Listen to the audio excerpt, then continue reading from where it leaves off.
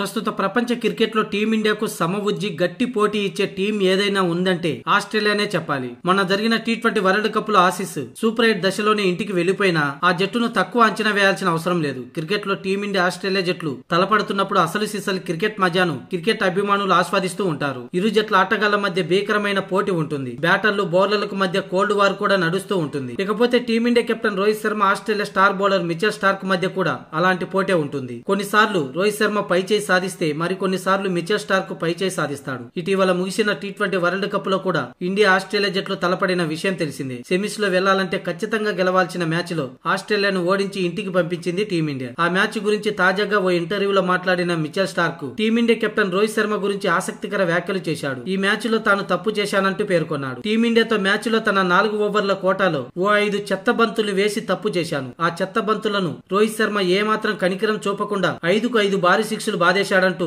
తన ఆవేదనను వ్యక్తం చేశాడు స్టార్క్. ఆసీస్ తో మ్యాచ్ లో రోహిత్ శర్మ వీర విహారం చేసిన విషయం తెలిసిందే. 41 బంతుల్లో 7 ఫోర్లు 8 సిక్సర్లతో 92 పరుగులు చేసి టీమిండియాకు భారీ స్కోర్ అందించాడు. ఆ మ్యాచ్ లో విరాట్ కోహ్లీ డకౌట్ అయినా రోహిత్ శర్మ క్రీజ్ లో పాతుకుపోయి ఆసీస్ బౌలర్లను చీల్చి చెండాడాడు. ముఖ్యంగా స్టార్క్ వేసిన ఇన్నింగ్స్ 3వ ఓవర్లైతే ఏకంగా 4 సిక్సర్లు బాదాడు. అందులో ఒక 4 తో మొత్తం 29 పరుగులు రాబట్టాడు. మ్యాచ్ మొత్తానికి అదే హైలైట్ అనే చెప్పాలి. ఏదేమైనా ఆ మ్యాచ్ టీమిండియాను ఫైనల్లో నిలబెట్టే భరోసానిచ్చింది.